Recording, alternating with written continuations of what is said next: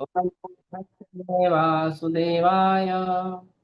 ओम नमो भगवते वासुदेवाय। हरे कृष्णा। तुम पढ़ना भगवद गीता से अध्याय 4 पढ़ेंगे और श्लोक संख्या है 8। 7 हो गया था, 8 नंबर।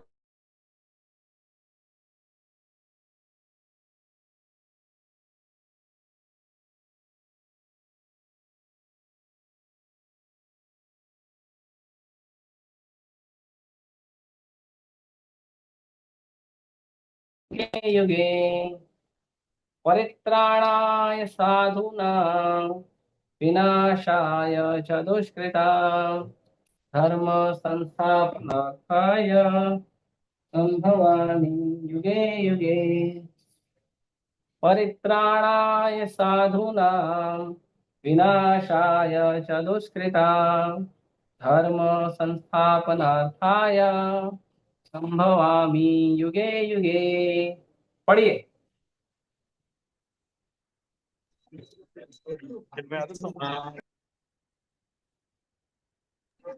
हरे कृष्ण प्रभु।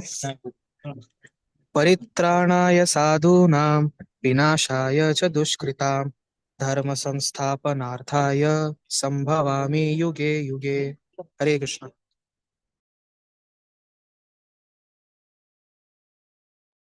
हरे कृष्ण प्रभु जी। परित्राणाय साधूनां विनाशाय च दुष्कृतां धर्म संस्थापनार्थाय संभवामि युगे युगे। और कोई? परित्राणाय साधूनां विनाशाय च दुष्कृतां धर्म संस्थापनार्थाय संभवामि युगे युगे। Very good. और कोई? पढ़िए, ज्यादा से ज्यादा लोग पढ़िए, अच्छा लगेगा मुझे।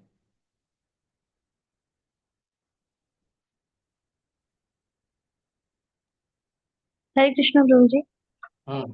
परित्राणाय साधूनां विनाशाय च दुष्कृतां धर्म संस्थापनार्थाय संभवामि युगे युगे। वेरी हरे गुड। और कृष्ण। कौन?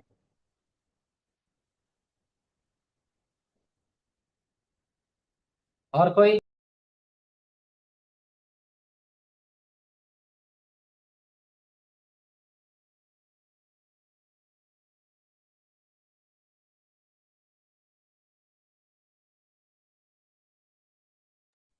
हो गया, ठीक है।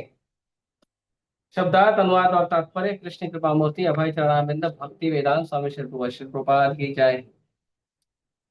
परित्राणाय, उद्धार के लिए। साधुनाम, भक्तों के। विनाशाय, संहार के लिए। च, तथा। दुष्कृताम, दुष्टों के। धर्म, धर्म के। संस्थापनार्थाय, पुनः स्थापित करने के लिए। संभवामी, प्रकट होता हूँ।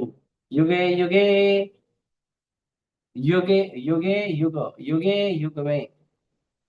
भक्तों का उद्धार करने अरे क्यों हटा दिए भाई? बहुत ऊपर चलेगा।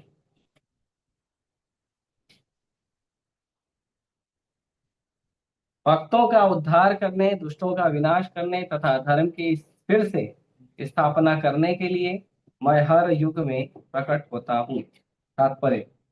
भगवत गीता के अनुसार साधु पवित्र पुरुष कृष्ण भावना भावित व्यक्ति है। अधार्मिक लगने वाले व्यक्ति में भी यदि पूर्ण कृष्ण चेतना हो तो उसे साधु समझना चाहिए। दुष्कृतम उन व्यक्तियों की लाया है जो कृष्ण भावनामृत की परवाह नहीं करते। ऐसे दुष्कृताम तथा या उपद्रवी मूर्ख तथा अधम व्यक्ति कहलाते हैं, भले ही वे सांसारिक शिक्षा से विभूषित क्यों न हो। इसके विपरीत यदि कोई 100% कृष्ण भावनामृत में लगा है तो वह विद्वान या सुसंस्कृत न भी हो, फिर भी वह साधु माना जाता है। यहाँ तक कि अनिश्वरवादियों का प्रश्न है, भगवान के लिए आवश्यक नहीं है कि इनके विनाश के लिए उस रूप में अवतरित हो जिस रूप में रावण या कंस का वध करने के लिए हुए थे। भगवान के ऐसे अनेक अनुचर हैं जो असुरों का संहार करने में सक्षम हैं, किंतु भगवान तो अपने उन निष्काम भक्तों को तुष्ट करने के लिए विशेष रूप से अवतार लेते हैं जो असुरों द्वारा निरंतर तंग किए जाते हैं। असुर भक्त को तंग करता है, भले ही वह उसका सगा संबंधी क्यों न हो। यद्यपि प्रहलाद महाराज हिरण्यकशिपु के पुत्र थे, किंतु तो भी वे अपने पिता द्वारा उत्पीड़ित थे। इसी प्रकार माता कृष्ण की माता देवकी यद्यपि कंस की बहन थी, किंतु उन्हें तथा उनके पति वसुदेव को इसलिए दंडित किया गया था क्योंकि उनसे कृष्ण को जन्म लेना था। अतः भगवान कृष्ण मुख्यतः देवकी का उद्धार करने के लिए प्रकट हुए थे, कंस को मारने के लिए नहीं। किंतु ये दोनों कार्य एक साथ संपन्न हो गए। अतः यह कहा जाता है, भगवान भक्त का उद्धार करने तथा दुष्ट असुरों का संहार करने के लिए विभिन्न अवतार लेते हैं। श्रील कृष्णदास कविराज कृत चैतन्य चरितामृत के निम्नलिखित श्लोकों मध्य लीला अध्याय 20, 263, 264 से अवतार के सिद्धांतों का सारांश प्रकट होता है। सृष्टि हेतु मूर्ति प्रपंचे अवतारे से ईश्वर मूर्ति अवतार नाम धरे। मायातीत पर व्योमे सबार अवस्थान विश्वे अवतारी धरे अवतार नाम। अवतार अथवा ईश्वर का अवतार भगवत धाम से भौतिक प्राकट्य हेतु होता है। ईश्वर का वह विशिष्ट रूप होता है जो इस प्रकार अवतरित होता है, अवतार कहलाता है। ऐसे अवतार भगवत धाम में स्थित रहते हैं। जब वे भौतिक सृष्टि में उतरते हैं तो उन्हें अवतार कहा जाता है। अवतार कई तरह के होते हैं: पुरुष अवतार, गुण अवतार, लीला अवतार, शक्तावेश अवतार, मनवंतर अवतार तथा युग अवतार। इन सब का इस ब्रह्मांड में क्रमानुसार अवतरण होता है, किंतु भगवान कृष्ण आदि भगवान है और समस्त अवतारों के उद्गम है। भगवान श्री कृष्ण शुद्ध भक्तों की चिंताओं को दूर करने के लिए विशिष्ट प्रयोजन से अवतार लेते हैं, जो उन्हें उनकी मूल वृंदावन लीलाओं के रूप में देखने को उत्सुक रहते हैं। अतः कृष्ण अवतार का मूल उद्देश्य अपने निष्काम भक्तों को प्रसन्न करना है। भगवान का वचन है कि वे प्रत्येक युग में अवतरित होते रहते हैं। इससे सूचित होता है कि वे कलयुग में भी अवतार लेते हैं, जैसा कि श्रीमद् भागवत में कहा गया है कि कलयुग के अवतार भगवान चैतन्य महाप्रभु हैं, जिन्होंने संकीर्तन आंदोलन के द्वारा कृष्ण पूजा का प्रसार किया और पूरे भारत में कृष्ण भावनामृत का विस्तार किया। उन्होंने यह भविष्यवाणी की कि संकीर्तन की यह संस्कृति सारे विश्व के नगर नगर तथा ग्राम ग्राम में फैलेगी।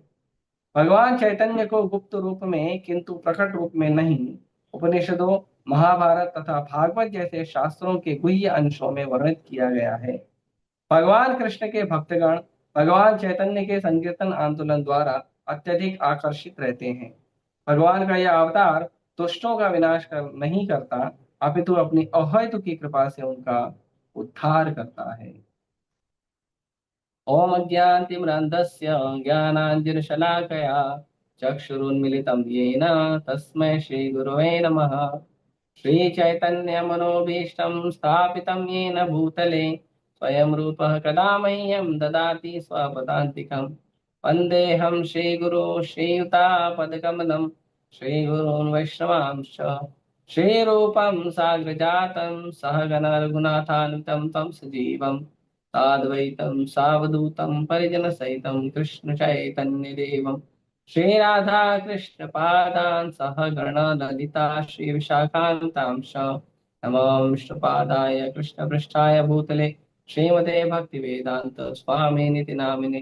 नमस्ते सारस्वते देवे गौरवाणी प्रचारिणे निर्विशेष शून्यवादी पाश्चात्य देशतारिणे। नमो विष्णुपादाय कृष्ण पृष्ठाय भूतले श्रीमते भक्ति सिद्धांत सरस्वती नामिने। श्रीवार्ष भानवी देवी दयिताय कृपाब्धये कृष्ण संबंध विज्ञान दायिने प्रभवे नमः। माधुर्योज्वल प्रेमाढ्य श्री रूपानुगा भक्तिदा श्री गौर करुणा शक्ति विग्रहाय नमस्ते। नमस्ते गौरवाणी श्रीमूर्तये दीन तारिणे रूपानुगा विरुद्धा सिद्धांत द्वांतहारिणे नमो गौरकिशोराय साक्षात् वैराग्यमूर्तये विप्रलम्ब रसाम्बोधि पादाम्बुजाय ते नमः।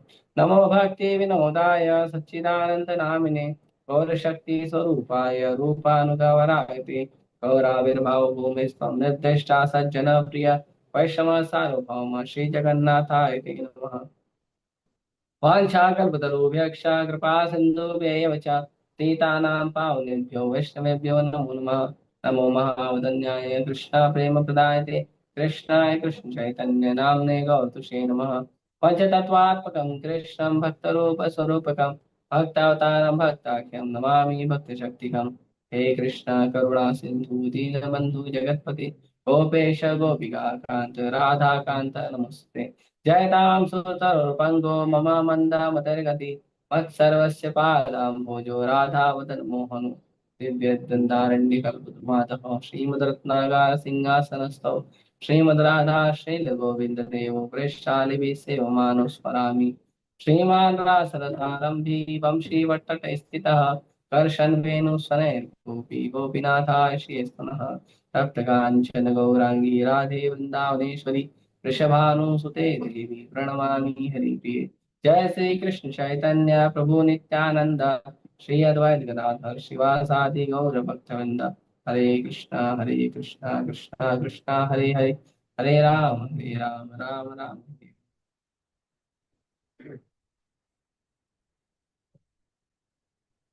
हरे कृष्णा। तो कल हमने चर्चा किया एक श्लोक जिसमें भगवान कहते हैं कि जब धर्म की ग्लानि होती है तो भगवान आते हैं। धर्म की ग्लानि का मतलब बताया गया कल, या हमने चर्चा किया कि धर्म की ग्लानि का मतलब है कि भगवान के दिए गए शास्त्रों का, भगवान के दिए गए नियमों का उल्लंघन करना या उसका पालन नहीं करना। यदि कोई व्यक्ति भगवान के दिए गए नियमों का उल्लंघन करता है या पालन नहीं करता है तो उससे ही धर्म की हानि कहते हैं या धर्म की ग्लानि कहते हैं। ऐसा नहीं है कि मैं शास्त्रों का नियम पालन नहीं करूंगा, भगवान ने जो बताया नियम पालन नहीं करूंगा, लेकिन मैं अच्छा इंसान बन के रहूंगा। वो पॉसिबल नहीं है, क्योंकि जो अच्छा इंसान बनने का या अच्छा व्यक्ति बनकर जीने का जो भावना है, वो भावना है भगवान के दिए गए नियम का पालन करना। श्रील प्रभुपाद जी बताते हैं कि जैसे किसी भी देश में दो प्रकार के कानून होते हैं, एक होता है सिविल लॉ, एक होता है क्रिमिनल लॉ। एक होता है नागरिक कानून और एक होता है आपराधिक कानून।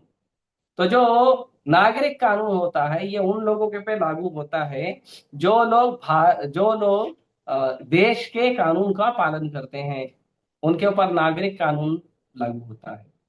लेकिन जो लोग देश के कानून को मानते नहीं हैं, देश के कानून का पालन नहीं करते हैं, वो लोग आपराधिक कानून में अपने आप चले जाते हैं। तो इसके लिए ये कहना हमें पूरी तरह निश्चित होगा कि जब कोई व्यक्ति भगवान के दिए गए शास्त्रों का पालन नहीं करता है तो वो अपराधी होता है, तो वो धर्म की ग्लानि के लिए जिम्मेदार होता है। तो वो धर्म का पालन नहीं करता है, इसीलिए धर्म का पतन होना या धर्म की ग्लानि होना या धर्म की हानि होना उस व्यक्ति के कारण होता है। धर्म का आचरण करने वाले लोग ही धर्म के अनुकूल होते हैं। जो लोग धर्म का आचरण नहीं करते हैं, ये कहते हुए कि हम धर्म का पालन नहीं करेंगे लेकिन फिर भी अच्छे इंसान बन के रहेंगे, वो धार्मिक लोग नहीं होते हैं और वो लोग धर्म के लिए नुकसान होते हैं। जैसे एक शब्द है, जैसे एक शब्द है, जैसे लोग कहते हैं कि कुछ होते हैं धार्मिक, कुछ होते हैं अधार्मिक और कुछ होते हैं सेकुलर। तो हम सेकुलर है या धर्मनिरपेक्ष है। तो ये सेकुलर नाम का कोई हमारे लिए महत्व नहीं है, क्योंकि धर्म के अनुसार या तो आप धार्मिक होगे और या तो आप अधार्मिक होगे, या तो आप भक्त होगे या तो आप असुर होगे, बीच का कोई सिस्टम नहीं है। तो जो लोग अपने आप को धर्मनिरपेक्ष या सेकुलर कहते हैं वो भी धार्मिक नहीं है, वो भी अधार्मिक है। वो भक्त नहीं है, वो अभक्त है। वो अपने ही धर्म के हानि के लिए, अपने ही धर्म की ग्लानि के लिए जिम्मेदार है। क्योंकि ये हम केवल धार्मिक बन सकते हैं या अधार्मिक बन सकते हैं। जो व्यक्ति धार्मिक नहीं है वो अधार्मिक है। ये जो हम शब्द कहते हैं सेकुलर होना या धर्मनिरपेक्ष होना, ये सब केवल शब्दों का खेल है। इसका मतलब नहीं है कि आप अच्छे इंसान बन जाओगे, नहीं। तो यहाँ पे प्रभुपाद जी बहुत ही स्पष्ट रूप से कहते हैं धर्म का या धार्मिक लोगों का, भक्तों का और दुष्टों का जो है, प्रभुपाद जी बहुत ही स्पष्ट वर्णन करते हैं।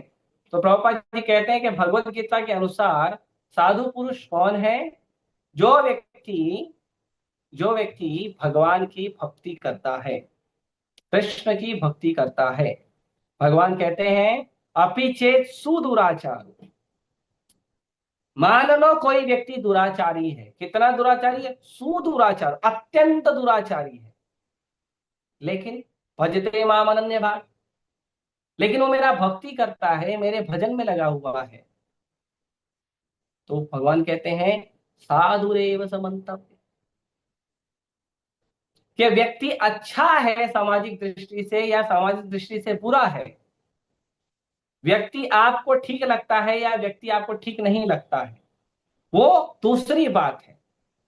लेकिन अगर वो व्यक्ति भगवान कृष्ण की भक्ति कर रहा है, भगवान कृष्ण के भजन में लगा हुआ है, और कैसे लगा हुआ है? अनन्य भाग, केवल कृष्ण का भक्ति कर रहा है और किसी का भक्ति नहीं करता है। अनन्य, ना अन्य। अनन्य का मतलब होता है और कोई नहीं, न अन्य। जो न अन्य है वो उसका मतलब होता है कि वो व्यक्ति केवल एकमात्र अपने आराध्य भगवान के रूप में, भगवान कृष्ण, भगवान राम, भगवान विष्णु, भगवान नरसिम्हा, भगवान वराह, भगवान और भगवान के आदि रूपों की वो पूजा उपासना करता है, उन्हीं के भक्ति भजन में लगा है। तो भगवान कहते हैं साधु रेव समन्तव्य। वही व्यक्ति साधु है। साधु कौन है? जो कृष्ण भक्ति अनन्य भाव से करता है, जो भगवान कृष्ण के अलावा और किसी की उपासना में भाव नहीं रखता, केवल भगवान कृष्ण के लिए ही पूरा चिंतन करता है, केवल भगवान कृष्ण की ही अच्छे से भक्ति करने का भाव रखता है। तो भगवान कहते हैं ऐसे आदमी को साधु समझना चाहिए। लेकिन यदि कोई व्यक्ति सामाजिक दृष्टि से, आर्थिक दृष्टि से, यश में, नाम में, बहुत सारी चीजों में बहुत अच्छा है, लेकिन वो व्यक्ति भगवान का, कृष्ण का भक्ति नहीं करता है, तो प्रभुपाद जी कहते हैं वो व्यक्ति साधु नहीं है, वो असाधु है। व्यक्ति कितना भी नामी गिरामी हो, व्यक्ति कितना भी पैसे वाला हो, व्यक्ति कितना भी अच्छा हो सामाजिक दृष्टि से, लेकिन अगर वो कृष्ण भक्त नहीं है, अगर वो कृष्ण भगवान की भक्ति नहीं करता है, तो वो व्यक्ति को साधु नहीं कहते हैं। और भगवान साधु को बचाने के लिए आते हैं। भगवान यहाँ पे कहते हैं परित्राणाय साधूनाम। भगवान कहते हैं मैं साधु की रक्षा करने आता हूं। और साधु का भगवान ने वर्णन दिया है भजते माम अनन्य भाग। मेरा भक्ति अनन्य भाव से कर रहा है, वही साधु है। तो भगवान साधु को रक्षा करने आते हैं। साधु मतलब जो भगवान के भक्त हैं, जो अनन्य भाव से भगवान की भक्ति करते हैं, और किसी को नहीं। हाँ? और अगर हम अलग अलग तरह से यहाँ वहां फंसे हुए हैं, उसको साधु नहीं बोलते। तो भगवान उनको रक्षा करते। इसीलिए प्रभुपाद जी बड़े स्पष्ट कहते हैं कि जो लोग कृष्ण चेतना में नहीं है, उनके लिए शब्द आया है दुष्कृताम। वो दुष्कृति लोग हैं। ऐसे दुष्कृति लोग क्या होते हैं? उपद्रवी होते हैं, मूर्ख होते हैं और अधम होते हैं। रावण कम ज्ञानी था। रावण को तो सारा वेद का ज्ञान था। भगवान भोलेनाथ का ऐसा भक्त था, न भूतो न भविष्यति। ना रावण की तरह भोलेनाथ जी का कोई भक्त हुआ है ना होगा, ऐसा शक्तिशाली भक्त। लेकिन लोग उसको असुर कहते हैं। क्यों? क्योंकि भोलेनाथ जी का तो बहुत अच्छा भक्ति किया, लेकिन राम से द्वेष करता। तो ऐसा नहीं है कि कोई बहुत सुसंस्कृत व्यक्ति हो, रावण जब सुसंस्कृत, सुसंस्कृत तो नहीं बोल सकते, था तो दुष्ट एक नंबर, लेकिन फिर भी बहुत अच्छे से वेद वोद पढ़ा था, बहुत उसने शक्तियां अर्जित की थी, शिव जी से आशीर्वाद प्राप्त किया था, सोने की लंका की नगरी थी, भौतिक दृष्टि से संपन्न, ज्ञान की दृष्टि से संपन्न, लेकिन है असुर। लेकिन क्या है? असुर। क्यों असुर है? क्योंकि वो व्यक्ति भगवान कृष्ण को, भगवान राम को समर्पित नहीं है। इसीलिए हमें भगवान कृष्ण को, भगवान राम को समर्पित होकर भक्ति करनी चाहिए। जो व्यक्ति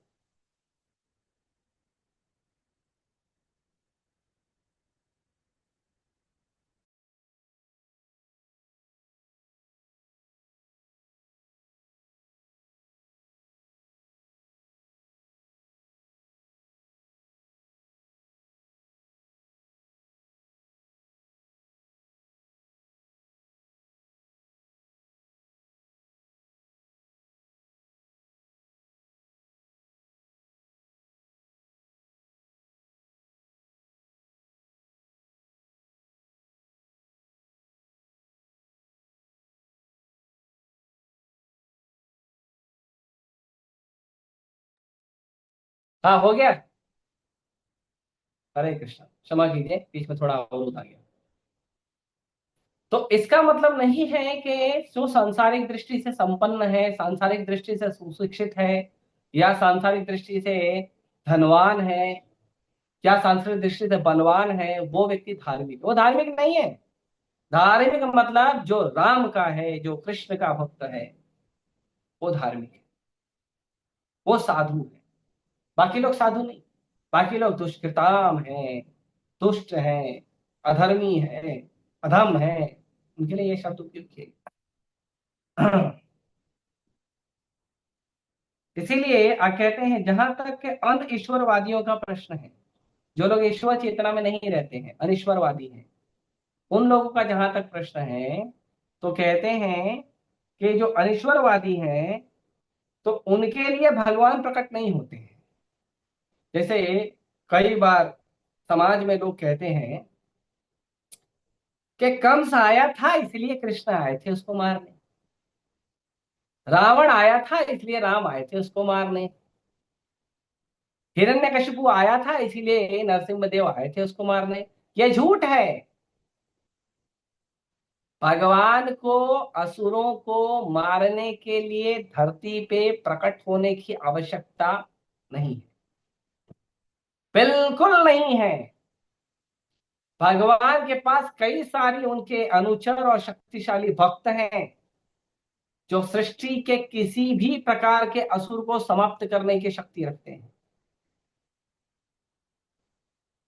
भगवान को आने की जरूरत नहीं है। तो फिर दुष्टों को मारने के लिए तो भगवान आए थे? नहीं, दुष्टों को मारने के लिए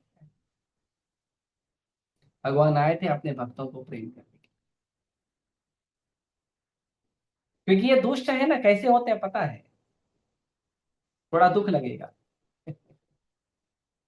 ये जो दुष्ट होते हैं ना, या अभक्त होते हैं, या आसुरी भाव रखते हैं, ये कैसे लोग होते पता है? ये अपने ही लोग होते हैं, अपने ही घर के लोग, अपने ही सगे संबंधी ये होते हैं। जैसे प्रहलाद महाराज, प्रहलाद महाराज का सगा बाप, उनका पिता हिरण्यकशिपु, वो प्रहलाद महाराज को मार रहा था, उनको मारने का प्रयास कर रहा था। क्यों? क्योंकि केवल प्रहलाद महाराज का इतना दोष था कि वो कृष्ण के अलावा और किसी की भक्ति नहीं करना चाहता। पतेर्न कृष्ण परता सतुर्मा, कि कृष्ण में मति होनी चाहिए और कहीं मति नहीं लगनी चाहिए। क्यों? क्योंकि असली स्वार्थ तो विष्णु है, असली स्वार्थ तो कृष्ण है। गते विदु स्वार्थ गति नहीं विष्णु। लोग नहीं जानते संसार के कि उनका असली स्वार्थ है भगवान कृष्ण का भजन करना, भगवान विष्णु का भजन करना। लोगों को लगता है मेरा असली स्वार्थ है पैसा कमाना, गाड़ी बंगला कमाना, मेरा असली स्वार्थ है पढ़ाई कमाना, मेरा असली स्वार्थ है नाम कमाना, समाज में नाम होना, ये सब मेरा असली स्वार्थ है। ये असली स्वार्थ नहीं है। प्रहलाद महाराज कहते हैं आपका असली स्वार्थ है आपके अपने प्रभु भगवान राम, भगवान कृष्ण, भगवान विष्णु को समर्पित होना। यह हमारा असली स्वार्थ है। कौन कह रहा है? भक्ति के महाजन प्रहलाद महाराज कह रहे हैं इस बात को। यह हमारा असली स्वार्थ है भगवान कृष्ण का, राम का, विष्णु का भक्त होना। यह हमारा असली स्वार्थ। तो हमें अपने असली स्वार्थ का ध्यान देना चाहिए। तो प्रहलाद महाराज के एक केवल इतना ही दोष था कि वो भगवान का भक्ति करते थे। और हिरण्यकशिपु कौन था? हिरण्यकशिपु ब्रह्मा जी का भक्त था। लेकिन उसके बाद उसकी मति इतनी खराब हुई, क्योंकि दुष्ट है ना, अधम है ना, दुराचारी है ना, इसके लिए उसकी मति इतनी खराब थी कि भगवान कृष्ण के भक्त को उसने कष्ट दिया, नाना प्रकार की प्रताड़ना। तो क्या भगवान हिरण्यकशिपु को मारने आए थे? नहीं। माता देवकी और उनके पति वसुदेव, माता देवकी और उनके पति वसुदेव का केवल इतना दोष था कि वो भगवान कृष्ण का भक्ति करते थे और भगवान कृष्ण उनके पुत्र के रूप में प्रकट होने वाले थे। बस इतना ही दोष था। अरे कंस तो देवकी को इतना प्रेम करता था, इतना प्रेम करता था कि जब देवकी को ससुराल छोड़ने की बात हुई तो कंस ने कहा मैं अपनी बहन को प्यार करता हूं और मैं अपनी बहन को खुद छोड़ कर आऊंगा। और छोड़ूंगा कैसे पता है? मेरी लाडो बहन को छोड़ने के लिए मैं खुद ड्राइवर बनूंगा। तो जो रथ का ड्राइवर था, रथ का जो सारथी था, वो बना था कंस अपनी बहन को प्रसन्न करने के लिए। लेकिन जैसे ही आकाशवाणी हुई, हे मूर्ख कंस, जिस बहन को तू ससुराल छोड़ने जा रहा है उसी बहन का 8वां पुत्र, 8वां गर्भ तेरा काल होगा और वो मारेगा। इतना प्रेम करने वाला भैया तुरंत तलवार निकाल लिया, अपनी बहन का बाल पकड़ लिया और बोला अब तेरा सर काट दूंगा, क्योंकि तेरे से मेरा काल पैदा होगा, मैं तेरे को मार दूंगा। तो न रहेगा बांस, अब बजेगी बांसुरी। न रहेगी तू, न जन्म दे तू, तू जन्म देगी मेरे काल को और मैं मार दूंगा। वसुदेव जी चतुर थे। वसुदेव जी ने समझाया अरे बहन तो नहीं मारेगी ना? बोला नहीं। बोले पुत्र मारेगा ना? हाँ पुत्र मारेगा, इसीलिए तो मार रहा हूं बहन। बोला नहीं नहीं, टेंशन क्यों ले रहे हो? तुम्हारी इतनी प्यारी बहन है, क्यों मारते हो? वो भी नई नवेली दुल्हन है और तुम इतने महान क्षत्रिय हो। अगर तुम एक स्त्री को मारोगे तो तुम्हारा नाम खराब होगा ना। तो एक काम करो, मैं तो सत्यवादी हूँ, सारी दुनिया जानती है, मैं हर बेटा आपको ला, 8वां तो छोड़ो, पहला दूसरा तीसरा चौथा सब लाके दे दूंगा, सबको मार दो, ठीक है? अब खुश? हाँ ठीक है, खुश। फिर भी संतुष्ट नहीं था, नहीं, उठा के उसको कारागार में डाल दिया। वसुदेव जी इतने साधु पुरुष अपने शब्दों का पालन करने के लिए लेके गए कंस के पास बड़ा बेटा, पहला पुत्र।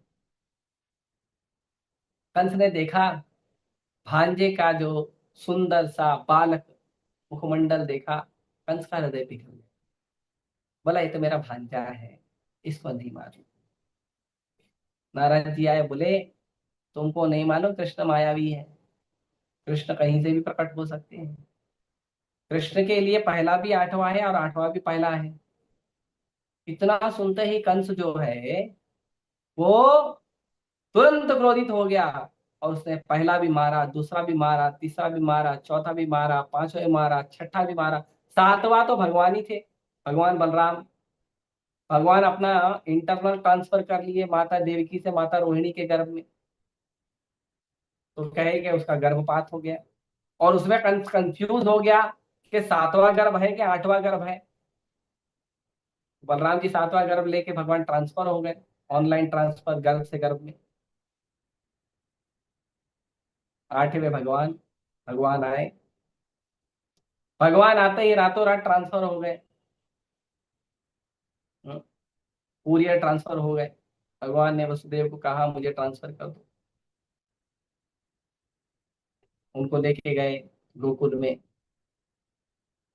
और भगवान वहां पे गोकुल में अपनी लीलाएं कर रहे हैं। भगवान ने वहां से अपनी बहन को भेज दिया, और उनकी बहन कौन है? मैया दुर्गा। और कंस कौन है? दुर्गा का भक्त। तो कंस गया लड़की को मारने। देवकी बोली कंस भैया ये तो लड़की है, इसको क्यों मार रहे हो? तुमको मारने वाला तो लड़का था। कंस बोलता नहीं, विष्णु माया भी है, वो कभी भी लड़की लड़का कुछ भी बन के आ सकता है। और किया ही था भगवान ने मोहिनी अवतार में। मोहिनी अवतार में तो भगवान स्त्री बन के आए थे ना, जरूरत पड़े तो तुरंत चक्र भी निकाल ली। तो कंस बोला नहीं, हमारे जो असुर पूर्वज हैं उन लोगों के लीलाओं से पता चलता है कि कृष्ण कुछ भी कर सकते हैं। कृष्ण वराह के रूप में आ सकते हैं, सिंह नरसिम्हा के रूप में आ सकते हैं, स्त्री के रूप में आ सकते हैं, कृष्ण कोई भी रूप में आ सकते हैं। ब्राह्मण के रूप में, ब्राह्मण बालक के रूप में, वामन देव के रूप में आ सकते हैं। कृष्ण कुछ भी कर सकते हैं, कृष्ण विष्णु माया भी है। तो कंस ने क्या किया? उस पुत्री को मारने का प्रयास किया। पुत्री चले गया आकाश में। जैसे ही पुत्री ने अपना अष्टभुजा रूप जगदम्बा का प्रकट किया, कंस देखा ये तो मेरी आराध्य मैया है। और कंस ने तुरंत प्रणाम किया। मैया ने कहा मूर्ख, तू मुझे मारेगा? मुझे मार सकता है? अरे तुझे मारने वाला पहले ही जन्म ले चुका है, कहीं और है वो। तो भगवान प्रहलाद महाराज को, देवकी मैया को, वसुदेव जी को आनंद देने, प्रेम देने, सुरक्षा देने आए, क्योंकि भगवान अपने भक्तों को खुद सुरक्षा देना पसंद करते हैं। भगवान अपने भक्तों को प्रेम करते हैं, इसीलिए भगवान का एक नाम है भक्त वत्सल। भगवान भक्त वत्सल है, इसीलिए भगवान आए, और कोई कारण नहीं था भगवान का आने का। तो कंस को मार दिए, हिरण्यकशिपु को मार दिए, ये कैसे हो गया? तो भगवान साइड बाय साइड बिजनेस है, दूसरा भी करते चले। बोले अभी आए हैं भक्तों को प्रेम करने, उसको भी मारते हुए चलता हूँ। ये भगवान का साइड। भगवान का मेन बिजनेस नहीं है दुष्टों को मारना। भगवान आते हैं भक्तों को प्रेम करने, साइड में दुष्टों को भी मार के चले जाते। नहीं तो दूसरों को मारने के लिए तो कई सारी देवी देवता हैं। आप पढ़ेंगे वेदों को, पुराणों को, अन्य बहुत सारी चीजों को पढ़ेंगे तो आप देखेंगे उसमें किसी को इंद्र ने मार दिया, किसी को शिव जी ने मार दिया, किसी को ब्रह्मा जी ने मार दिया, किसी को दुर्गा मैया ने मार दिया। भगवान राम की लीला में देखो, सारे असुरों को भगवान राम थोड़ी मारे। किसी को हनुमान जी ने मार दिया था, किसी को लक्ष्मण जी ने मार दिया था, सारे असुरों को भगवान थोड़ी मारे। भगवान तो एक रावण से आए थे दो दो हाथ करने, क्योंकि रावण चाहता था कि भगवान राम से युद्ध करे, और रावण की इच्छा नहीं होती तो भगवान लक्ष्मण ही उनको निपट लेते थे, रावण और कुंभकर्ण। लेकिन उसकी इच्छा थी, तो भगवान क्या है, असुरों पे भी दया करते हैं, इच्छा है तो पूरी कर दे, इसीलिए भगवान मार। उनका मेन बिजनेस नहीं था रावण को मारना, उनका मेन बिजनेस था अयोध्या वासियों को आनंद देना, माता जानकी को सुरक्षा प्रदान करना, और ऐसा उदाहरण प्रस्तुत करना कि जो भक्त होते हैं, भक्त कायर नहीं होते हैं, भगवान कायर नहीं होते हैं, सनातनी कायर नहीं होते हैं। ये उदाहरण भगवान ने प्रस्तुत करने के लिए किया कि भक्त भले भजन करता है, लेकिन जब बात धर्म की आती है, जब बात परिवार की आती है, तो भक्त जो जरूरत है उसको जरूर करता है, भक्त कायर नहीं होता। ये उदाहरण भगवान श्री राम स्वयं प्रस्तुत करते हैं। तो भगवान आते हैं अपने भक्तों को प्रेम करने के लिए, भक्तों को आनंद देने के लिए।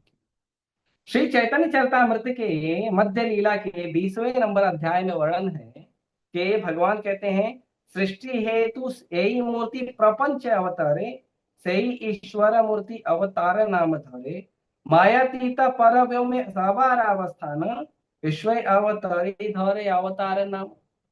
तो कहते हैं कि सृष्टि के सृष्टि के लिए, ये जो संसार सृजन हुआ है, भौतिक संसार, इसके लिए भगवान धरती पे आते हैं, लेकिन भगवान जन्म नहीं लेते। इसके अगले ही श्लोक में भगवान बोलेंगे मेरा जन्म और कर्म दिव्य है, मैं साधारण व्यक्ति नहीं हूं जन्म लेने वाला, मेरा दिव्य है क्योंकि मैं डायरेक्ट आता हूं, कोई जन्म नहीं होता मेरा। तो भगवान जो है वो अवतार लेते हैं। अवतार का मतलब होता है भगवान पहले से कहीं है, बस सीढ़ी से नीचे उतर के, लिफ्ट से नीचे उतर के आ रहे हैं, जन्म नहीं होता है। भगवान की प्रसव पीड़ा जन्म ये सब नहीं होता। तो भगवान अवतार लेते हैं। अवतार का मतलब भगवान पहले से है ऊपर, पहले से भगवान वैकुंठ लोक में है, पहले से भगवान गोलोक वृंदावन में है, पहले से भगवान साकेत धाम में है, और भगवान बस ऊपर से नीचे आते हैं अपने भक्तों को प्रेम करने, बस इसको अवतार कहते हैं। इसलिए भगवान आते हैं और भगवान भक्तों को कृपा करते हैं। और ये अवतार 6 प्रकार से मूलतः होते हैं और 7 प्रकार से अवतार और होते हैं। 7वां एक और अवतार होता है, सभी शास्त्र प्रमाणित है। तो 6 अवतार इसमें बताए हैं। भगवान का होता है पुरुष अवतार, गुण अवतार, लीला अवतार, शक्तावेश अवतार, मनवंतरा अवतार और युग अवतार। तो पुरुष अवतार का मतलब होता है कि भगवान कृष्ण एक हैं और भगवान कृष्ण से प्रकट होते हैं भगवान स्वयं पुरुष रूप में, और वो 3 विष्णु के रूप में प्रकट होते हैं। महाविष्णु जो कारणोदक्षाय विष्णु कहलाते हैं, गर्भोदक्षाय विष्णु और शिरोदक्षाय विष्णु। तो भगवान कृष्ण जो है उनसे विष्णु प्रकट होते हैं। विष्णु जो है वो कृष्ण के अवतार है, कृष्ण विष्णु के अवतार नहीं। तो भगवान जो है, भगवान प्रकट होते हैं विष्णु के रूप में, वो कृष्ण के अवतार है, कृष्ण विष्णु के अवतार नहीं। इसीलिए भगवान कृष्ण को कहा गया है अनंत विष्णु, कि भगवान कृष्ण जो है उनसे अनंत विष्णु प्रकट होते हैं। अनंत विष्णु भगवान कृष्ण से प्रकट होते हैं। तो ये अवतार जो है, विष्णु अवतार जो है, वो भगवान का पुरुष अवतार कहलाता है। दूसरा है गुण अवतार। गुण अवतार में आते हैं 3 गुणों के अवतार। 3 गुणों के जो प्रधान भगवान है या प्रधान देवता है, वो 3 रूप में भगवान प्रकट होते हैं। तो उसमें है सतोगुण के प्रधान के रूप में भगवान प्रकट होते हैं भगवान विष्णु के रूप। रजोगुण के प्रधान के रूप में भगवान प्रकट होते हैं भगवान ब्रह्मा के रूप। और तमोगुण के अधिष्ठाता, तमोगुण के जो प्रधान भगवान है उसके रूप में भगवान प्रकट होते हैं शिव के रूप। तो ये जो ब्रह्मा विष्णु महेश है, ये तीनों भगवान कृष्ण के अवतार हैं, और तीनों अलग अलग गुणों के प्रधान देवता हैं, या अलग अलग गुणों के प्रधान स्वामी या भगवान हैं, जो अलग अलग गुणों के संचालन का जिम्मेदारी लेकर सृष्टि में, जो गुणमयी सृष्टि है, दैवी ऐसा गुणमयी मम माया दुरत्यया, भगवान भगवता में कहते हैं कि जो मेरी गुणमयी माया है, ये गुणमयी माया को भगवान स्वयं चलाते हैं। 3 अलग अलग गुणों के भगवान बन के उनको स्वयं चलाते हैं। लीला अवतार में भगवान बहुत सारी लीलाएं करते हैं, तो भगवान उसमें लीला के रूप में अवतार करते हैं, जैसे कृष्ण लीला, राम लीला, तो ये सब लीलाएं हैं। भगवान को कोई जरूरत नहीं है धरती पे आया हूँ, ये काम करना है, वो काम करना है, वो असुर को मारना है, भगवान को ऐसा नहीं है, बस आनंद करने आते हैं, आनंद के लिए वो लीला अवतार। शक्तावेश अवतार का मतलब होता है कि भगवान अपने विशेष भक्त को अपनी शक्ति दे देते हैं। वो भगवान नहीं होते हैं, लेकिन भगवान की तरह ही कार्य करते हैं और भगवान की तरह ही उनकी पूजा होती है। वो कौन होते हैं? सबसे पहले तो गुरु हमारे शक्तावेश अवतार होते हैं। जो हमारे गुरु होते हैं उनमें भगवान की शक्ति का आवेश होता है, तो वो हमारे शक्तावेश अवतार होते हैं। गुरु कौन? जो प्रामाणिक गुरु परंपरा में है, ऐसा रास्ते चलते कोई भी गुरु नहीं होते। गुरु कौन? जो प्रामाणिक गुरु परंपरा में गुरु होते हैं, जैसे श्रील प्रभुपाद। ऐसे गुरु जो होते हैं वो शक्तावेश अवतार होते हैं। और भगवान शक्तावेश अवतार और भी कई कारणों से होते हैं। जैसे भगवान ने शक्तावेश अवतार लिया, तो वो शक्तावेश अवतार कौन थे? वो थे भगवान परशुराम। भगवान परशुराम जो थे वो भगवान के अनन्य भक्त थे, लेकिन सृष्टि के लिए जब जरूरत पड़ी तो भगवान ने परशुराम को अपनी शक्ति का आदेश किया, और परशुराम एग्जैक्टली भगवान की तरह कार्य कर रहे थे। वैसे ही नारद मुनि भक्ति का प्रचार करने के लिए भगवान ने नारद मुनि के अंदर अपने शक्ति का संचार किया। तो नारद मुनि भगवान की शक्ति को लेकर ही भगवान की भक्ति का प्रचार करते हैं। वैसे ही है चतुर कुमार, वैसे ही है महाराज पृथु। तो ये सब जो अवतार है ये शक्तावेश अवतार है। शक्तावेश अवतार मतलब भगवान की विशेष शक्ति को लेकर भगवान का कोई अनन्य शुद्ध भक्त धरती पे आता है और वो भगवान की सेवा के लिए भगवान की तरह ही कार्य करता है, उसको शक्तावेश अवतार कहते हैं। उसके बाद मनवंतरा अवतार, ब्रह्मा जी के एक दिन में 14 मनु आते हैं और हर 14 मनु के एक एक मनवंतरा अवतार होते हैं। तो जैसे मत्स्य अवतार है, ये मत्स्य अवतार मनवंतर के अवतार में आते हैं। तो अलग अलग मनवंतर में भगवान अलग अलग अवतार लेते हैं ताकि भगवान मनु महाराज की सहयोग कर सकें, और मनु महाराज का पूरा राज्य है उस राज्य को भगवान कृपा कर सके। उसके बाद आता है युग अवतार। तो भगवान अलग अलग युगों में युग की रक्षा के लिए भी भगवान प्रकट होते हैं। कई बार भगवान का जो युगावतार होता है वो भगवान का नाम भी होता है। जैसे हरे कृष्ण महामंत्र, हरे कृष्ण महामंत्र ये युग धर्म है, कलयुग का युग धर्म है हरे कृष्ण महामंत्र। तो कभी भगवान स्वयं भी आते हैं, भगवान के नाम रूप लीला भी युग धर्म में आते हैं। ये सारे अवतार जो हैं भगवान के अलग अलग प्रकार से होते हैं। इसीलिए कई बार लोग जब पूछते हैं कि भगवान ने कितने अवतार लिए थे, तो उनको कहना चाहिए कि भगवान इतने अवतार लिए थे जितना कोई गिन नहीं सकता। भगवान चैतन्य महाप्रभु को जब पूछा गया कि भगवान कितने अवतार लेते हैं, तो चैतन्य महाप्रभु ने उदाहरण दिया कि समुद्र के किनारे खड़े होकर आप कितनी लहर गिन सकते हो, जितनी आप लहर गिन सकते हो समुद्र के किनारे खड़े होकर भगवान उतने अवतार लेते हैं। तो कोई कहेगा हम तो गिन ही नहीं सकते, कोई नहीं गिन सकता कितने, प्रत्येक क्षण में एक लहर आती है। तो महाप्रभु ने कहा बस भगवान प्रत्येक क्षण में अवतार लेते हैं। भगवान कई बार एक ही लीला में कई अवतार लेते हैं। जैसे भगवान जब कृष्ण लीला में थे तो भगवान स्वयं कृष्ण के अवतार में थे, फिर भगवान बलराम जी के अवतार में थे, फिर भगवान वेदव्यास जी के अवतार में थे। ऐसे भगवान कईयों अवतार लेते हैं। रामलीला में भगवान राम के अवतार में थे, राम लक्ष्मण भरत शत्रुघ्न चारों भगवान हैं। और भगवान चारों ऐसा नहीं केवल राम अवतार थे बाकी कोई अवतार नहीं था, नहीं, चारों के चारों भगवान ही है। और उसके साथ साथ उस समय परशुराम जी थे, वो भी भगवान के अवतार हैं। तो इस तरह से भगवान एक ही लीला में कईयों अवतार लेते हैं। ऐसा नहीं कहा जाता कि ये भगवान एक लीला में एक ही अवतार लिए, नहीं, भगवान कृष्ण भी भगवान ही है, भगवान बलराम भी भगवान ही है, वेद व्यास भी भगवान ही है। इस तरह से भगवान कईयों अवतार लेते हैं। हाँ? और एक विशेष अवतार है भगवान का जो नारद पंचरात्र विधि में या अन्य शास्त्रों में वर्णन है, वो है भगवान का अर्चा अवतार। ये अर्चा अवतार भगवान का विशेष कृपालु अवतार होता है।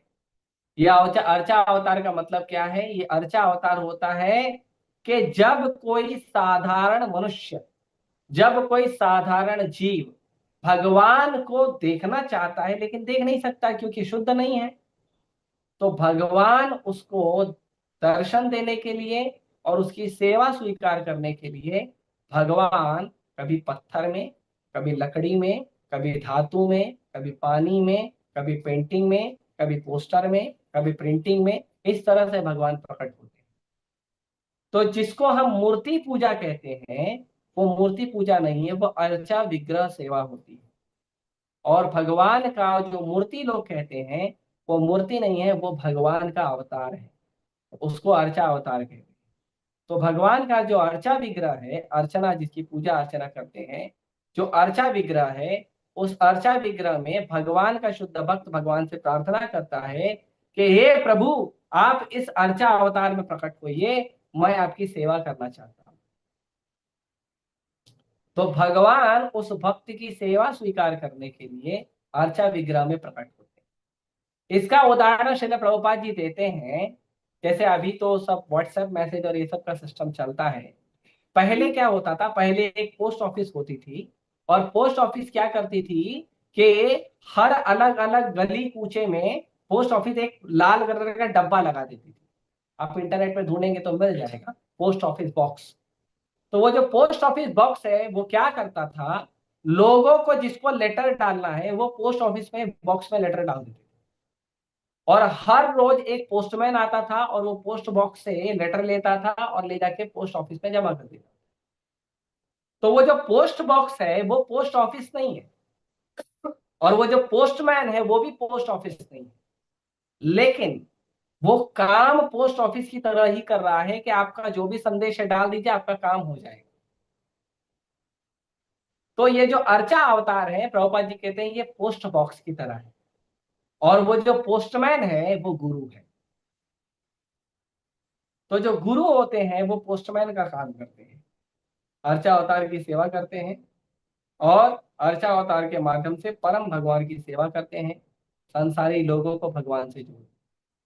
और वो जो पोस्ट बॉक्स है वो अर्चा विग्रह का उदाहरण है, कि जो भगवान अनंत विराट स्वराट आनंदमय लीलामय कृपालु करुणामय भगवान को यदि हमें सेवा करना है, लेकिन हमारे तो छोटे छोटे हाथ हैं, हमारी तो छोटी सी बुद्धि है, हमारा तो छोटा सा चेतना है, हम क्या सेवा करेंगे प्रभु का। तो भगवान खुद छोटे होके आ जाते हैं, लो मैं आ गया तुम्हारे घर में, मेरी सेवा करो।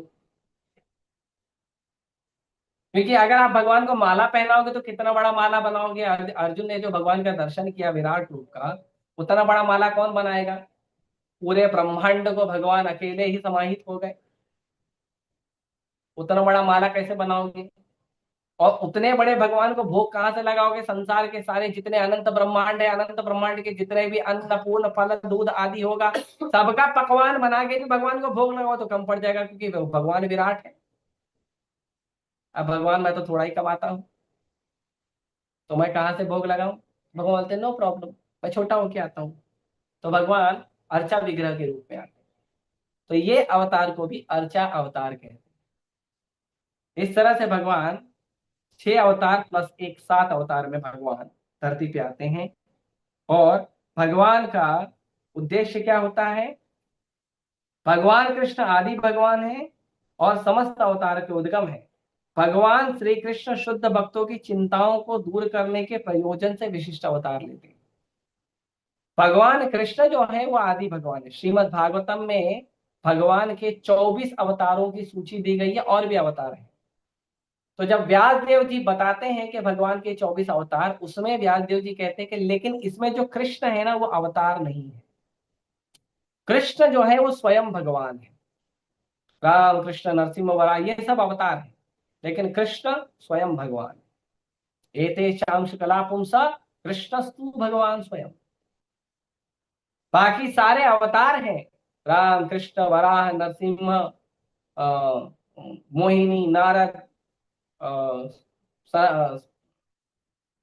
चतुर कुमार पृथु महाराज, ये सारे अवतार हैं। बलराम जी, ये सब अवतार हैं, लेकिन कृष्ण स्वयं भगवान है। और भगवान कृष्ण अवतारी है, अवतार नहीं है। भगवान कृष्ण से अवतार प्रकट होते हैं, भगवान कृष्ण किसी से प्रकट नहीं होते। इसीलिए भगवान कृष्ण अवतारी है। लेकिन भक्तों को कृपा करने के लिए, अलग अलग प्रयोजन को पूरा करने के लिए भगवान आते हैं।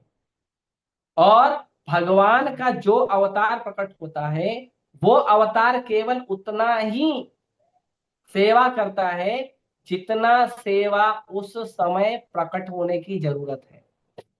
ऐसे भगवान राम प्रकट हुए तो भगवान राम क्या दिखाए। भगवान राम मर्यादा दिखाए, मर्यादा पुरुषोत्तम। और भगवान राम ने बताया कि एक क्षत्रिय को किस तरह से होना चाहिए, एक राजा को, मर्यादा पुरुषोत्तम राजा को, एक क्षत्रिय को, एक आदर्श पति, एक आदर्श पुत्र, एक आदर्श पिता के रूप में भगवान अपने आप को प्रकट किए। तो उस समय धर्म की वो प्रयोजन थी, वो आवश्यकता थी। वैसे ही व्यास देव जी के रूप में जब भगवान प्रकट हुए तो उस समय केवल धर्म के ग्रंथों को लिखने की आवश्यकता थी, क्योंकि कलयुग बढ़ रहा था। कलयुग के लोग भुलक्कड़ होते हैं। तो व्यास देव जी बोले लोगों को एक बार ज्ञान देगा, फिर जाके भूल जाएगा, फिर दूसरे दिन वापस आ जाएगा। तो इसीलिए ग्रंथों को लिखना पड़ा। तो ग्रंथों को लिखने के लिए भगवान ने, उसको कहते हैं साहित्य अवतार, तो भगवान साहित्य अवतार लिए और भगवान ने व्यास देव जी के रूप में वेदों को लिखा। वेदों को खंड खंड किया। एक वेद थे उनको 4 खंडों में किया। फिर वेदों के सहायक उपनिषदों को लिखा, पुराणों को लिखा, शास्त्रों को लिखा, वेदांत सूत्रों को लिखा, और श्रीमद् भागवत महापुराण जो वेदांत के ऊपर टीका है उसको लिखा। तो ये उनका अवतार था। परशुराम के रूप में जब क्षत्रिय लोग अधर्मी हो गए थे, विधर्मी बन गए थे, तो उन्हें दंड देने के लिए भगवान परशुराम का अवतार लिए और 23 बार उन्होंने क्षत्रियों से धरती को क्षत्रिय विहीन कर दिया था। तो इस तरह से भगवान अलग अलग अवतार लेते हैं अलग अलग प्रयोजन से। लेकिन जब भगवान कृष्ण के रूप में आते हैं, चैतन्य महाप्रभु के रूप में आते हैं, तो भगवान आते हैं कंप्लीट भगवान। वो सारे कार्य करते हैं और बस आनंदमय लीलाएं करते हैं। ठीक है। आगे कहते हैं कि भगवान प्रत्येक युग में अवतरित होते हैं, और भागवतम बताता है कि भगवान कलयुग में भी आए हैं। ऐसे तो भगवान के कलयुग में कई अवतार हुए हैं और अवतार होने वाले भी हैं। भगवान कलयुग में आए हैं कि भगवान बुद्ध बनकर आए। भगवान बुद्ध के रूप में अवतार लिए और उन्होंने, भगवान बुद्ध ने लोगों को समझाया कि अहिंसा ही परम धर्म है। जीवों का रक्षा करना, जीवों को बचाना, जीवों को नहीं मारना, ये हमारा धर्म है। किसी जीव को नहीं मारना, मनुष्य को या और किसी को छोड़ दो, पशु पक्षियों को भी नहीं मारना। तो भगवान ने अहिंसा धर्म का प्रचार करने के लिए भगवान बुद्ध अवतार लिए। उसके बाद भगवान प्रकट हुए श्री चैतन्य महाप्रभु के रूप में। 500 वर्ष पहले बंगाल में भगवान छन्न अवतार में प्रकट हुए। छन्न अवतार मतलब भगवान आए हैं लेकिन भगवान जैसे नहीं रहेंगे। भगवान आए हैं अपनी भक्ति का प्रचार करने। वैराग विद्या निज भक्ति योगम शिक्षार्थ एकम पुरुषम पुराणम। भगवान आए, क्या करने आए? भगवान आए कलयुग में प्रकट हुए। भगवान वैराग की विद्या देने के लिए और अपनी भक्ति, खुद की भक्ति सिखाने के लिए। और ये शिक्षा देने के लिए कौन आया? स्वयं पुरुषः पुराण। वही पुरुष, पुराण पुरुष भगवान कृष्ण वापस प्रकट हुए। और भगवान चैतन्य महाप्रभु ने और एक अवतार को प्रकट किया, और वो है गोलोकेरा प्रेम धन हरि नाम संकीर्तन। भगवान ने एक और अवतार प्रकट किया, और वो अवतार है हरे कृष्ण महामंत्र। हरे कृष्णा कृष्णा कृष्णा हरे हरे, हरे राम राम राम हरे हरे। तो ये जो हरे कृष्ण महामंत्र है, ये भी अवतार है। कली काले नाम रूपे कृष्ण अवतार। कलयुग में भगवान प्रकट हुए हैं कृष्ण के नाम के रूप में। और एक अवतार है भगवान का, और वो है श्रीमद् भागवत महापुराण। जब भगवान चले गए अपने धाम में, कृष्ण स्वधाम उपगते धर्म ज्ञानादि सह, जब भगवान धर्म और ज्ञान को लेकर अपने धाम चले गए, तुरंत भगवान ने एक और अवतार लिया, और वो अवतार है श्रीमद् भागवत का अवतार।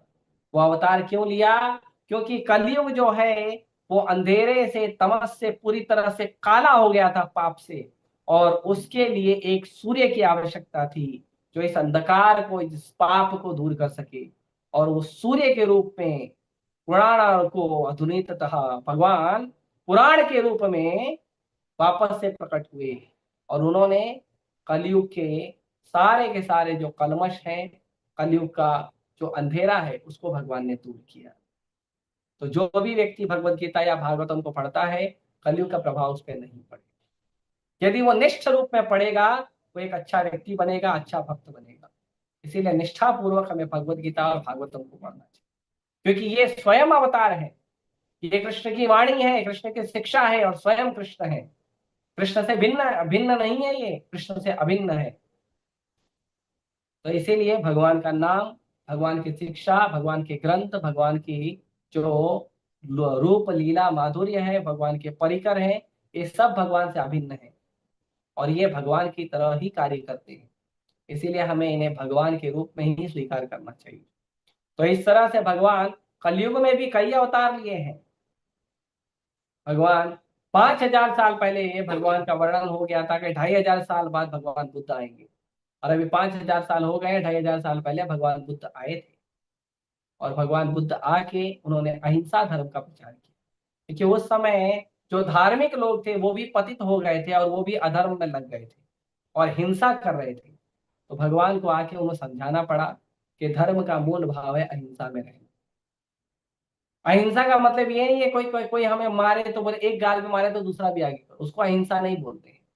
अहिंसा मतलब अपनी इच्छा को पूर्ति करने के लिए बेकार में किसी व्यक्ति को, किसी पशु को नहीं मारना। जैसे अपने जीव की इच्छा के लिए लोग पशु को मार देते हैं उसका मांस खाने के लिए, या हमें अपने देश का, हमें प्रॉपर्टी का विस्तार करना है तो जो व्यक्ति सहयोग नहीं कर रहा उसका मर्डर करो। ये अहिंसा, ये हिंसा है।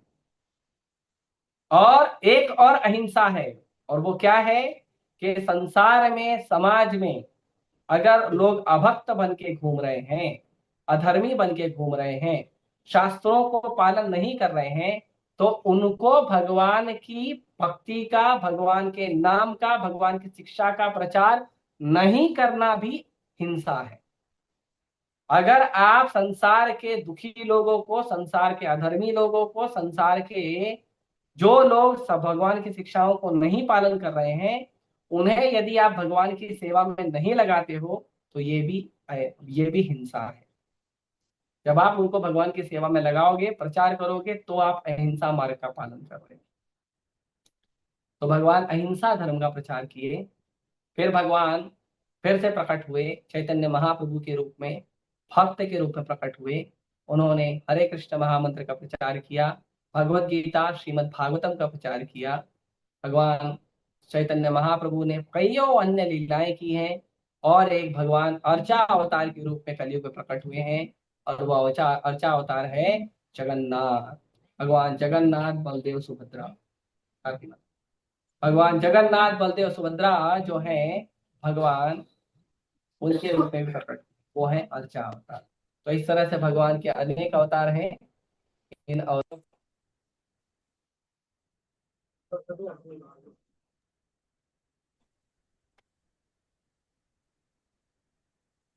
हरे कृष्णा, हरे कृष्ण। तो हमें इन अवतारों को स्वीकार करना चाहिए। तो इस तरह से भगवान के अनेक अवतार हैं। भगवान नाम, रूप, लीला, इन सब में भगवान प्रकट। ठीक है, तो मैं आज के लिए इतना ही। किसी का कोई प्रश्न है, कोई विचार है तो आप पूछ सकते हैं। हरे कृष्ण।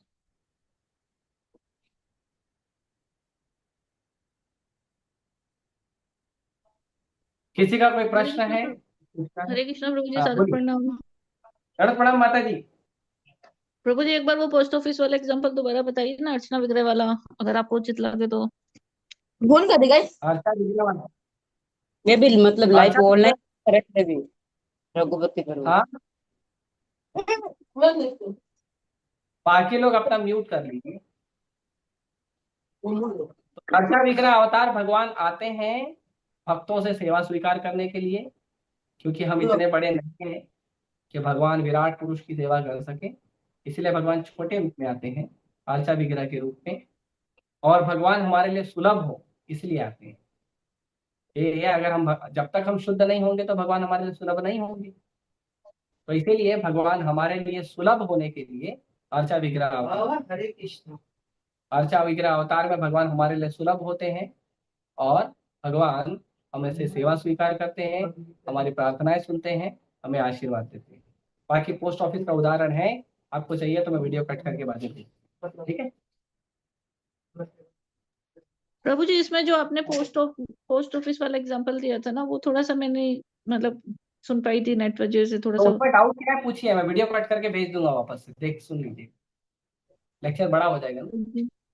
प्रभु जी, एक मेरा ये क्वेश्चन था कि जैसे आपने जो महात्मा बुद्ध के लिए बोलते हैं कि बुद्ध भगवान के रूप में आए थे, लेकिन एक बच्चे ने मेरे से एक सवाल किया था कि जो कोर्स बुक में है उनमें तो उनके माता पिता और उनका जन्म स्थान अलग बताते हैं और आपके भागवतम में अलग है, तो ऐसा क्यों है? तो हमें शास्त्रों को स्वीकार करना चाहिए। शास्त्र प्रामाणिक है और यहाँ वहां की बुक प्रामाणिक नहीं है। तो शास्त्रों में बताया गया है कि भगवान गया नामक स्थान पे प्रकट हुए थे। और भगवान की माँ का नाम क्या था? एक मिनट, का पेपर ऊपर है, एक मिनट एक मिनट, इसी में दिया है।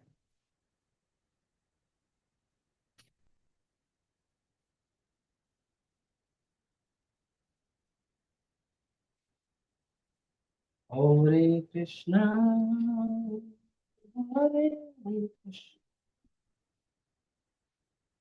भगवान गया नामक प्रकट उसमें प्रकट हुए थे और अ, भगवान की माँ का नाम था अंजना, अंजना सुतो। तो भगवान अंजना के पुत्र के रूप में गया नामक स्थान में प्रकट हुए थे। भागवतम में इसका वर्णन। ठीक है, ये हम शास्त्रों को स्वीकार करने वाले हैं, शास्त्रों के आधार पर बात करते हैं। अपने मन के अनुसार और यहाँ वहां किसी ने पुस्तक लिख दिया उसके अनुसार नहीं सुनते। ठीक है, तो कोई कहे तो जी बोलो प्रभु। हम शास्त्रों को स्वीकार करते हैं। आपको करना है तो करिए, नहीं करना तो प्रसाद खाइए। नहीं प्रभु जी, एक्चुअली वो मेरे छोटा बच्चा है तो उसके मन में जिज्ञासा थी कि कोर्स बुक में ये पढ़ाया जा रहा है और हाँ, तो आप ये उसको पढ़। कहिए कि कोर्स बुक इंसानों ने लिखा है, शास्त्र भगवान ने जी लिखा है। बिल्कुल। भगवान का लिखा हुआ गलत नहीं होता है, इंसानों का लिखा हुआ गलत होता है। जी प्रभु जी, धन्यवाद। और कोई व्यक्ति, हाँ एक और प्रश्न एक चैट में आया है प्रश्न। Those who are evil men and those who are non-devotees also have a part of God inside them. Then why do they do such evil deeds? Do they do such deeds under the influence of goddess Maya? Yes, you are correct. तो इन्होंने कहा है कि जो अभक्त होते हैं या असुर होते हैं उनके अंदर भी भगवान का अंश होता है, फिर वो गलत काम क्यों करते हैं? भगवान वो सबके हृदय में है। ईश्वर सर्वभूतानां हृदय अर्जुन तिष्ठति। भगवान सबके हृदय में है, लेकिन भगवान क्या करते हैं? भगवान सबके हृदय में रहते हैं, भगवान लोगों को मार्गदर्शन देते हैं, लेकिन हम नहीं सुनेंगे तो गलती किसका है? जैसे छोटा बच्चा गलत काम करता है, माँ बाप उसको समझाते हैं। प्रभुपाद जी उदाहरण देते हैं कि प्रभुपाद जी का एक छोटा बेटा था और प्रभुपाद जी को उसने कहा कि मेरे को पंखे में उंगली डालना है। तब टेबल फैन हुआ करता था। उसने कहा मुझे पंखे में उंगली डालनी है। प्रभुपाद जी ने कहा नहीं ऐसा मत करो, आपको लग जाएगा, चोट लग जाएगी। बोला नहीं नहीं नहीं मुझे उंगली डालना है, नहीं नहीं मुझे डालना है। तो प्रभुपाद जी ने क्या किया, उन्होंने पंखे को बंद कर दिया। वो बोले आप डालो। तो हालांकि पंखा तो बंद हो गया था, लेकिन जब उसने उंगली डाला तो जो थोड़ा थोड़ा ब्लेड घुमा उसने टंग करके उनको उंगली पे लगा। वो हाथ पीछे खींच लिया, फिर उसने नहीं डाला। तो भगवान जो है, अभक्त जो है, असुर है, उनको भी समझाते हैं। कितना समझाया गया रावण को। भगवान राम स्वयं आखिरी बाण मारने के पहले भी बोले रावण अभी भी शरणागत हो जा, मैं तेरे को छोड़ दूंगा। नहीं माना। कितना समझाएगा हिरण्यकशिपु को, कितना समझाएगा कंस को। ये समझाने का काम कौन किया? एक तो भगवान हृदय में है, बोलते हैं मान लो, सुन लो, स्वीकार कर लो। और दूसरा भगवान अपने भक्तों को भेजते हैं, सुन लो, मान लो, शास्त्र दिए हैं, नहीं मानते हैं। क्यों नहीं मानते हैं? क्योंकि हमारा जो एसोसिएशन है, हमारा जो संग है, वो गलत लोगों का है। कंस का संग था असुरों का, रावण का संग था असुरों का, हिरण्यकशिपु का संग था असुरों का। असुरों का संग करने के कारण जो हमारी आसुरिक आदतें हैं, जो हमारे आसुरी गुण है, वो बढ़ जाते हैं और वो हमें अच्छे काम करने के लिए नहीं छोड़ते। एक उदाहरण आता है नरकासुर का, अभी मैं पढ़ रहा हूं, नरकासुर भगवान ने उसका वध किया। तो जो नरकासुर है या भौमासुर भी कहते हैं उससे, वो भगवान का ही पुत्र है। भगवान कृष्ण और माता भूमि, माता पृथ्वी, उनका ही पुत्र है। लेकिन उसने संग किया था असुरों का, तो भगवान का पुत्र होके भी वो असुर हो गया। क्यों?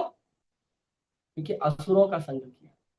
इसीलिए बहुत सावधान होना चाहिए हमें। हमें यदि अच्छा व्यक्ति बनना है, साधुओं का, भक्तों का संग करना चाहिए। तो भगवान उनके हृदय में है, भगवान उनको समझाते हैं, रोकते हैं। कोई भी व्यक्ति पहली बार चोरी करने जाता है, बहुत डरता है, बहुत डरता है, बहुत कांपता है, पसीना छूटने लगता है। क्यों होता है ऐसा? भगवान अंदर से मना करते हैं, बेटा गलत है, मत कर। लेकिन उसके अनर्थ जब उस पर हावी हो जाते हैं तो करता है। फिर दूसरी बार जाता है, फिर भगवान रोकते हैं, फिर भगवान थोड़ा कम रोकते हैं, फिर उसको थोड़ा कम डर लगता है, लेकिन फिर भी डर लगता है। तीसरी बार, चौथी बार, पांचवी बार, यहां तक के चोर जितनी बार चोरी करता है, एक्सपर्ट भी हो जाता है, तो भी उसको डर लगा रहता है कहीं पकड़ा ना जाओ। ये डर क्यों आता है अंदर से? ये डर आता है कि भगवान रोक रहे, बेटा तू गलत कर रहा है। लेकिन चोर को चोरों का संग प्राप्त होता है, अधर्मियों का संग प्राप्त होता है, इसलिए चोरी करता है। डाकू को डाकुओं का संग प्राप्त होता है, असुरों को असुरों का संग प्राप्त होता है। नहीं तो विभीषण ने रावण का संग नहीं लिया था, प्रहलाद ने हिरण्यकशिपु का संग नहीं लिया था, वो तो महाभागवत बन गए। तो असुर परिवार में पैदा होकर भी भगवान का महान भक्त बना जा सकता है, अगर आप असुरों का संग नहीं करके भगवान के भक्तों का संग करें। ठीक है, तो ये उसका उदाहरण। अरे, और किसी का कोई प्रश्न? आरती